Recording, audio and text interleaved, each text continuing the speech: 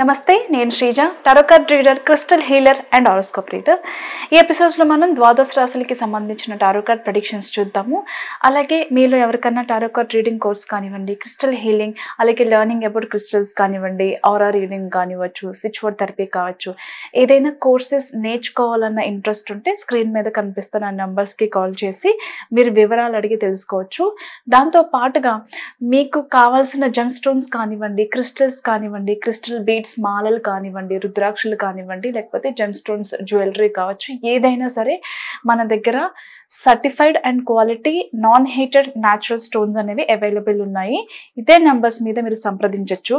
మీకు తెలిసిందే, మనం యానిమల్స్కి సేవ చేస్తూ ఉంటాము. మనం ఎవరి దగ్గర నుంచి నాట్ ఈవెన్ సింగిల్ రూపీ అనేది డొనేషన్ రూపంలో ఎక్స్పెక్ట్ చేయట్లేదు. కానీ మీ అంతట మీరు చాలానే చేయొచ్చు. యానిమల్స్కి మంత్లో మనం చాలా ఎక్స్పెన్సెస్ చేస్తాం కదా, వాటిలోంచి ఒక 5% అయినా, అంటే ఒక 3%, 5%, 10% మీకు వీలైనంత వరకు మీ చేతులతో మీరే మీ ఇంట్లో ఏదైనా ప్రిపేర్ చేసి కానివ్వండి, లేకపోతే మీరు తినే దానిలో కొంచెమైనా సరే యానిమల్స్కి, స్టేరీ యానిమల్స్కి ఫుడ్ డొనేట్ చేస్తారని చెప్పి ఆశిస్తున్నాను.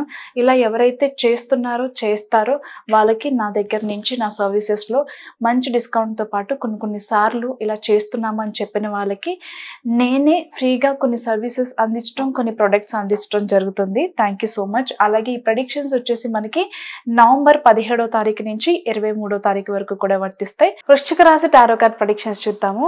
వృశ్చిక రాశికి సంబంధించి గతం తాలూకు విషయాలు, జరిగిపోయిన విషయాలు తలుచుకుని చాలా బాధపడుతూ ఉంటారు.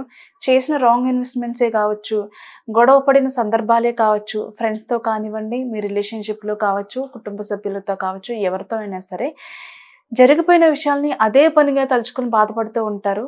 ఇప్పుడు ప్రజెంట్గా ఏ విషయంలో మీరు ఛాన్స్ తీసుకొని, లేకపోతే డెసిషన్ తీసుకొని ముందుకు వెళ్ళాలనుకున్నా గతంలో జరిగిపోయిన పాత ఎక్స్పీరియన్సెస్ వల్ల అదే రిపీట్ అవుతుందేమో, అలాగే జరుగుతుందేమో అని చెప్పి కొన్ని భయాలు మీలో పెట్టుకోవడం వల్ల ముందుకు వెళ్ళడానికి ఇబ్బంది పడుతూ ఉంటారు.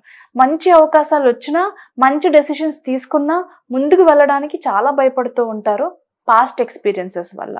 కొన్నిసార్లు మనం చాలా ప్రయత్నాలు చేసి విసిగిపోయాము.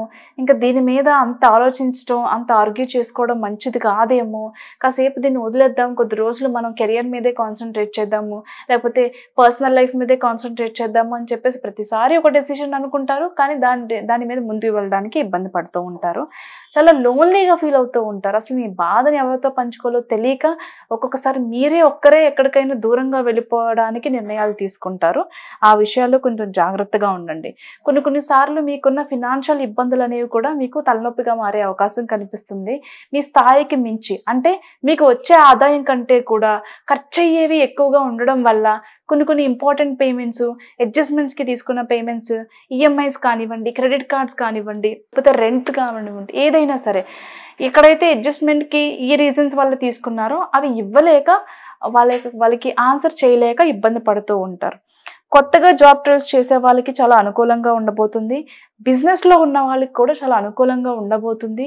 ఏదైతే మంచి మార్కెటింగ్ చేసుకొని, ప్రమోషన్స్ చేసుకొని అట్రాక్ట్ చేసుకోవాలి అందరినీ అని చెప్పేసి మీ స్ట్రాటజీ ఏదైతే ఉందో ఈ వీక్లో అది బాగా వర్క్ అవుతుంది. ధనాకర్షణ పెంచుకోగలుగుతారు.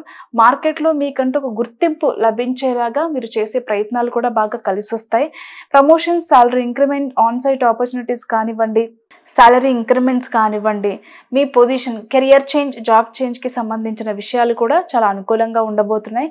అలాగే హౌస్ షిఫ్టింగ్ కానివ్వండి, హౌస్ రెనోవేషన్, ఆఫీస్ రెనోవేషన్ వర్క్స్కి సంబంధించి కూడా అనుకూలంగా ఉండబోతుంది.